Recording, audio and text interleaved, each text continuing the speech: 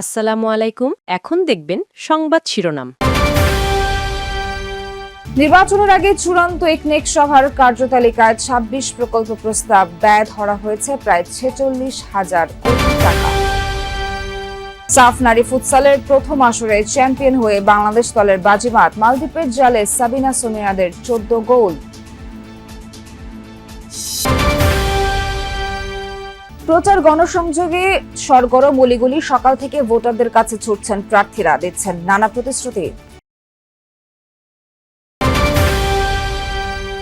ভোটারদের নিরাপত্তা নিশ্চিতে সর্বোচ্চ গুরুত্ব দেওয়া হচ্ছে, জানালেন সিইসি। নির্বাচনের প্রস্তুতি নিয়ে সন্তুষ্ট ইউএনডিপি। এতক্ষণ দেখছিলেন সংবাদ শিরোনাম, এখন দেখবেন বিস্তারিত। জাতীয় অর্থনৈতিক পরিষদের নির্বাহী কমিটি একনেকে শেষ হচ্ছে অন্তর্বর্তী সরকারের দায়িত্ব। নির্বাচনের আগে চূড়ান্ত সভা আজ। কার্যতালিকায় ২৬টি প্রকল্প প্রস্তাব, ব্যয় ধরা হয়েছে প্রায় ৪৬,০০০ কোটি টাকা। এর মধ্যে ৭টি পরিবেশ ও বন মন্ত্রণালয়। সকালে প্রধান উপদেষ্টা ডক্টর মোহাম্মদ ইউনূসের সভাপতিত্বে একনেক সভা শুরু হয়। পরিকল্পনা কমিশন জানায়, সভার মূল নোটিশে ২৩টি প্রকল্পের নাম রয়েছে। এর বাইরে আরও ৩টি প্রস্তাব টেবিলে উপস্থাপন করা হচ্ছে। এর মধ্যে রূপপুর পারমাণবিক বিদ্যুৎ কেন্দ্রের ব্যয় ২৫,০০০ কোটি টাকা বাড়ানোর প্রস্তাব রয়েছে, যার আওতায় অবশিষ্ট স্থাপনা নির্মাণ ও কমিশনিং, খুচরা যন্ত্রাংশ সংগ্রহ, নিউক্লিয়ার নিরাপত্তা ও রুশ জনবলের আবাসন বাড়ানো হবে। এর বাইরে রাঙামাটি খাগড়াছড়ি মহাসড়ক উন্নয়ন, বাংলাদেশ চীন মৈত্রী হাসপাতাল ও পরিষ্কার বায়ু প্রকল্প নিয়ে আলোচনা চলছে একনেক সভায়। মেয়াদ বাড়তে পারে চট্টগ্রামের লালখান বাজার বিমানবন্দর এলিভেটেড এক্সপ্রেসওয়ে, শাহ আমানত বিমানবন্দরের রানওয়ে ও দোহাজারী ঘুমধুম রেলপথ প্রকল্পের। আগামী ১২ ফেব্রুয়ারি ত্রয়োদশ জাতীয় নির্বাচন। কুড়িগ্রামে ফলাফলের চাবিকাঠি নারী ভোটারদের হাতে, যাদের অংশগ্রহণ ও সিদ্ধান্ত নির্বাচনের ফলাফল রাখতে পারে গুরুত্বপূর্ণ ভূমিকা। এ নিয়ে নতুন প্রত্যাশায় নারী ভোটাররা জানান, নিজেদের অধিকার, আত্মমর্যাদা, কর্মসংস্থান ও এলাকার উন্নয়ন প্রতিষ্ঠায় তাদের মূল চ্যালেঞ্জ। ভোট দেবেন এমন প্রার্থীকে যারা কাজ করবেন নারীকে অগ্রাধিকার দিয়ে। ১৬টি নদ-নদী বেষ্টিত উত্তরের জনপদ কুড়িগ্রাম। আসন্ন ত্রয়োদশ জাতীয় সংসদ নির্বাচনে এই জেলার ৪টি সংসদীয় আসনে প্রতিদ্বন্দ্বিতা করছেন ২৬ জন প্রার্থী। নানা প্রতিশ্রুতি দিয়ে দিনরাত চলছে ভোটারদের মন জয়ের চেষ্টা। নদীবেষ্টিত এই জেলায় নারী ভোটার ৫০.২২%, আর পুরুষ ভোটার ৪৯.৪৮%। প্রতিটি আসনেই পুরুষ ভোটারের তুলনায় নারী ভোটার বেশি। তাদের প্রত্যাশা, নারীর অধিকার, নিরাপত্তা, নারীবান্ধব কর্মসংস্থান সৃষ্টি করবে এমন প্রার্থীকেই বেছে নেবেন তারা। মহিলার ভোট ছাড়া সরকার হয় না, মহিলার ভোট ছাড়া এমপি হয় না। সেই মহিলার মজুরি হচ্ছে ২০০-২৫০ টাকা। যারা নির্বাচনে জয়ী হয়ে আসবেন তাদের কাছে একজন নারী ভোটার হিসাবে আমার প্রাপ্তি, কুড়িগ্রাম জেলার যেন বাল্যবিবাহ মুক্ত জেলা হিসাবে পরিচিতি লাভ করে, নারীদের ক্ষমতায়ন নিশ্চিত হয়। তো একজন নারী ভোটার হিসেবে আমি প্রত্যাশা রাখি এটা, যেই প্রথম আসরেই চ্যাম্পিয়ন হয়েছে বাংলাদেশ নারী ফুটসাল দল। রোববার মালদ্বীপকে হারিয়ে এই শ্রেষ্ঠত্ব অর্জন করেছেন সাবিনা খাতুনরা। থাইল্যান্ডের ব্যাংককে নিজেদের শেষ ম্যাচে বাংলাদেশ নারী ফুটসাল দল ১৪-২ গোলে উড়িয়ে দিয়েছে মালদ্বীপকে। ম্যাচের শুরু থেকে বাংলাদেশ মালদ্বীপের উপর আক্রমণ শানাতে থাকে। প্রথমার্ধে ৬-১ গোলে এগিয়ে ড্রেসিং রুমে ফেরেন সাবিনা মাসুরারা। দ্বিতীয়ার্ধে বাংলাদেশ আরও ৮ গোল করে। এই টুর্নামেন্টে এটাই কোন দলের সর্বোচ্চ গোলের কীর্তি। ফলে ৬ ম্যাচে ১৬ পয়েন্ট নিয়ে শিরোপা বাংলাদেশের মেয়েদের। অধিনায়ক সাবিনা খাতুন আজ সর্বোচ্চ ৪টি গোল করেন।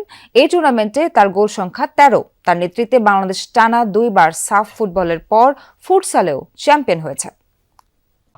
আসন্ন নির্বাচন সুষ্ঠু হবে, তৈরি হবে লেভেল প্লেইং ফিল্ড, এমন আশা প্রকাশ করেছেন ঢাকা ৯ আসনের স্বতন্ত্র প্রার্থী তাসনিম সারা। সকালে রাজধানীর খিলগাঁওয়ে নির্বাচনী প্রচারণা গণসংযোগ কর্মসূচি করেন তিনি। এরপর সাংবাদিকদের প্রশ্নের জবাবে এসব কথা বলেন তিনি। আরো বলেন, গণসংযোগে জনসাধারণের ভালো সাড়া পাওয়া যাচ্ছে। এ সময় মানুষের সমস্যার সমাধানে কাজ করার আশাবাদ জানান তিনি। বলেন, শিক্ষা, স্বাস্থ্য, রাস্তাঘাট সহ গ্যাস, অনেক সমস্যা আছে, সেগুলো সমাধানে কাজ করার আশ্বাস দিয়েছেন তিনি। স্বতন্ত্র প্রার্থী হিসেবে আরো অনেক চ্যালেঞ্জ আছে। সবচেয়ে বড় যেই পজিটিভ দিক স্বতন্ত্র প্রার্থীর ক্ষেত্রে, সেটা হচ্ছে জনগণের একেবারেই কাছে চলে আসা যায়। বাস্তবিক যে পরিকল্পনা আমাদের, যেটা আমরা বাস্তবায়ন করতে পারবো, এমন পরিকল্পনাগুলোই আমরা দিয়েছি। নির্বাচন নিয়ে ইসির সার্বিক প্রস্তুতিকে স্বাগত জানিয়ে সন্তোষ প্রকাশ করেছেন বিভিন্ন দেশের প্রতিনিধি ও কূটনীতিবিদরা। সবাই যেন শান্তিপূর্ণভাবে কেন্দ্রে এসে ভোট দিতে পারে সেজন্য সব ধরনের ব্যবস্থা নেবে কমিশন। দুপুরে রাজধানীর নির্বাচন কমিশন ভবনে নির্বাচন ও গণভোট নিয়ে কূটনীতিকদের ব্রিফ করেন প্রধান নির্বাচন commissioner M Nasir Uddin. Briefing এর পর সাংবাদিকদের এমনটা জানান তিনি। সিইসি জানান, নির্বাচনে ভোটারদের নিরাপত্তা নিশ্চিতে সর্বোচ্চ চেষ্টা করবে ইসি। শুরু থেকে বর্তমান পর্যন্ত ইসির সকল কার্যক্রম আলোচনায় তুলে ধরা হয়েছে বলেও জানিয়েছেন এম নাসির উদ্দিন। বলেন, সুষ্ঠু নির্বাচনের ব্যাপারে বিভিন্ন দেশের রাষ্ট্রদূতের সাথে আলোচনা হয়েছে। জাতীয় অর্থনৈতিক পরিষদের নির্বাহী কমিটি একনেকে শেষ হচ্ছে অন্তর্বর্তী সরকারের দায়িত্ব। নির্বাচনের আগে চূড়ান্ত সভা আজ। কার্যতালিকায় 26টি প্রকল্প প্রস্তাব, ব্যয় ধরা হয়েছে প্রায় 46,000 কোটি টাকা। এর মধ্যে 7টি পরিবেশ ও বন মন্ত্রণালয়। সকালে প্রধান উপদেষ্টা ডক্টর মোহাম্মদ ইউনূসের সভাপতিত্বে একনেক সভা শুরু হয়। পরিকল্পনা কমিশন জানায়, সভার মূল নোটিশে 23টি প্রকল্পের নাম রয়েছে। এর বাইরে আরও 3টি প্রস্তাব টেবিলে উপস্থাপন করা হচ্ছে।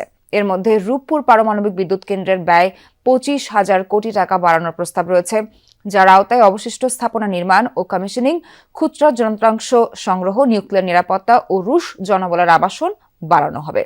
এর বাইরে রাঙ্গামাটি খাগড়াছড়ি মহাসড়ক উন্নয়ন, বাংলাদেশ চীন মৈত্রী হাসপাতাল ও পরিষ্কার বায়ু প্রকল্প নিয়ে আলোচনা চলছে একনেক সভায়। মেয়াদ বাড়তে পারে চট্টগ্রামের লালখান বাজার বিমানবন্দর এলিভেটেড এক্সপ্রেসওয়ে, শাহ আমানত বিমানবন্দরের রানওয়ে ও দোহাজারী ঘুমধুম রেলপথ প্রকল্পের। আগামী 12 ফেব্রুয়ারি ত্রয়োদশ জাতীয় নির্বাচন।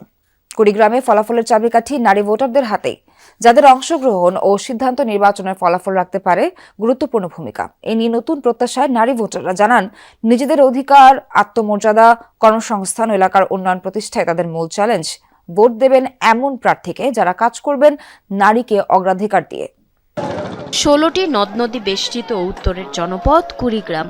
আসন্ন ত্রয়োদশ জাতীয় সংসদ নির্বাচনে এই জেলার 4টি সংসদীয় আসনে প্রতিদ্বন্দ্বিতা করছেন 26 জন প্রার্থী। নানা প্রতিশ্রুতি দিয়ে দিনরাত চলছে ভোটারদের মন জয়ের চেষ্টা।